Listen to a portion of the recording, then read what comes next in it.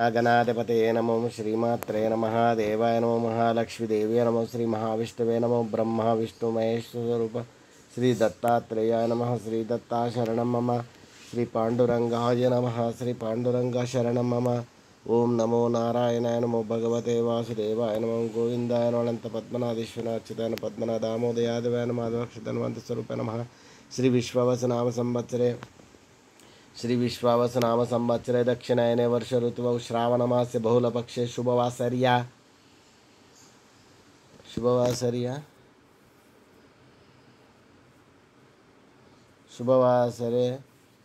भृगुवासरे शुक्रवार लक्ष्मीवार लक्ष्मी नरसिंह सोमवार संतोष माधवार शुभवार शुभ नक्षत्र शुभ तिथौ प्रातःकालः सद्गुरु साईनाथ महाराज की जय। ओम श्री गुरु ब्रह्मा गुरु विष्णु गुरुर्देवो महेश्वरः गुरुर् साक्षात् परब्रह्म तस्मै श्री गुरवे नमः। ओम श्री गुरु ब्रह्मा गुरु विष्णु गुरुर्देवो महेश्वरः गुरुर् साक्षात् परब्रह्म तस्मै श्री साईनाथ गुरवे नमः। गुरुवे सर्वलोकानां विश्वे भविरोगिणां निधये सर्वविद्यानां श्री मेधा दक्षिणामूर्तये नमो नमः। श्री सच्चिदानंद सद्गुरु साईनाथ महाराज की जय। शिर्डी वाले बाबा की जय। गोकुळ असल्याने मंदिरातील कार्यक्रम याप्रमाणे होतील। सायंकाळी 7 वाजता श्री धूपारती होईल। रात्री 10 वाजता श्रीकृष्ण जन्माचे कीर्तन होईल। रात्री 12 वाजता श्रीकृष्ण जन्म होईल। श्रीकृष्ण जन्मानंतर शेज आरती सुरू होईल। आज गोकुल अष्टमी होने के कारण मंदिर के कार्यक्रम इस प्रकार होंगे। शाम 7 बजे धूपारती शुरू होगी। रात 10 बजे श्रीकृष्ण जन्म का कीर्तन होगा। रात 12 बजे श्रीकृष्ण जन्म होगा। श्रीकृष्ण जन्म होने के बाद शेज आरती शुरू होगी। आता शिर्डी माझे पंढरपूर ही आरती होईल। आरती नंतर दर्शनास प्रारंभ होईल। अब शिर्डी माझे पंढरपुर यह आरती होगी। आरती के बाद दर्शन कार्य शुरू होगी। श्री सच्चिदानंद सद्गुरु साईनाथ महाराज की जय।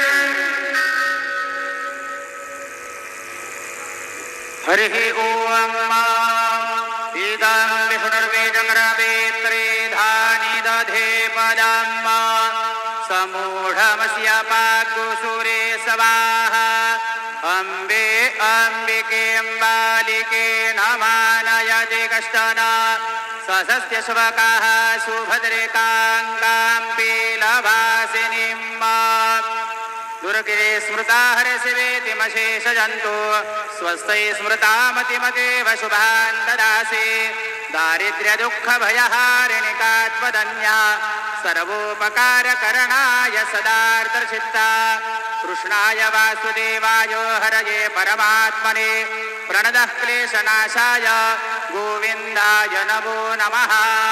गुरुर्ब्रह्मा गुरुर्विष्णुः गुरुर्देवो महेश्वरः गुरुः साक्षात् परब्रह्म तस्मै श्री गुरुवे नमः। सद्गुरु साईनाथ देवताभ्यो नमः। प्रातः पूजनार्थे सर्वोपचारार्थे गन्धाक्षतपुष्पैः सम्पूज्य अथ धूपः वनस्पतिरसोद्भूतो गन्धाढ्यो गन्ध उत्तमः अग्रेयः सर्वदेवानां धूपोऽयं प्रतिगृह्यताम्। धूपमाघ्रापयामि साज्जञ्जवर्ति संयुक्तं बन्धिना योजितं मया दीपं गृहाण देवेश त्रैलोक्यतिमिरापः दीपं दर्शयामि धूपदीपान्तरेण नैवेद्यं निवेदयामि। चतुष्कोणमण्डलं कृत्वा तदुपरि नैवेद्यपात्रं निधायो गायत्रीमन्त्रेण पात्रान् सम्प्रोक्षयेत धेनवाः अमृते कृत्य सत्यन्तवर्तेन परिखिञ्जामि नैवेद्यं निवेदयामि। ॐ प्राणायो स्वाहा ॐ अपानायो स्वाहा ॐ व्यानायो स्वाहा ॐ उदानायो स्वाहा ॐ समानायो स्वाहा ॐ ब्रह्मणे नमः। नैवेद्यमध्ये पानीयं समर्पयामि पुनर्नैवेद्यं निवेदयामि। ॐ प्राणाय स्वाहा ॐ अपानाय स्वाहा ॐ व्यानाय स्वाहा ॐ उदानाय स्वाहा ॐ समानाय स्वाहा ॐ ब्रह्मणे नमः।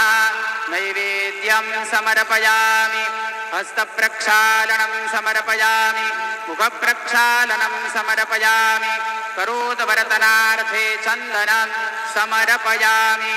सद्गुरु साईनाथ देवताभ्यो नमः। प्रार्थनापूर्वकं नमस्करोमि तथा च मंगल आराधिक्यं दर्शयामि।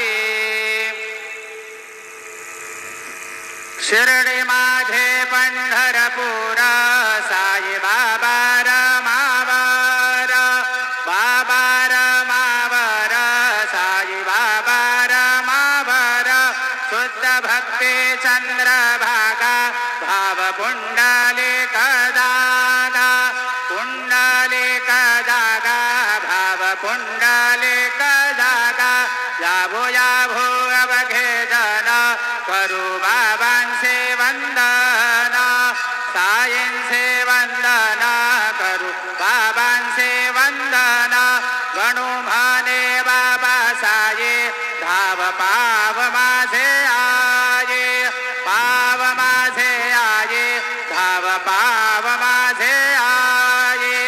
श्री सच्चिदानंद सद्गुरु साईनाथ महाराज के जय।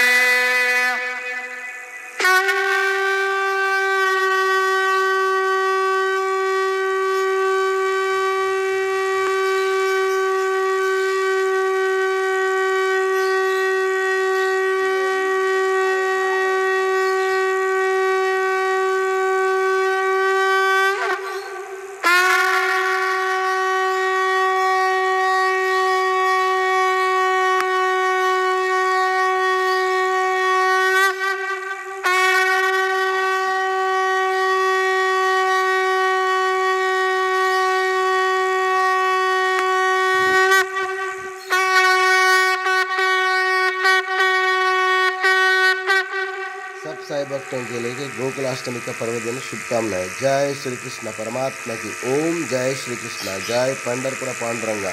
जय श्री काटूश्याम महाराज की जय। Happy independence to all Sai devotees. जय साई राम। जय जय साई राम। ओम श्री साई राम। जय गुरुदेव दत्ता। ओम साई राम।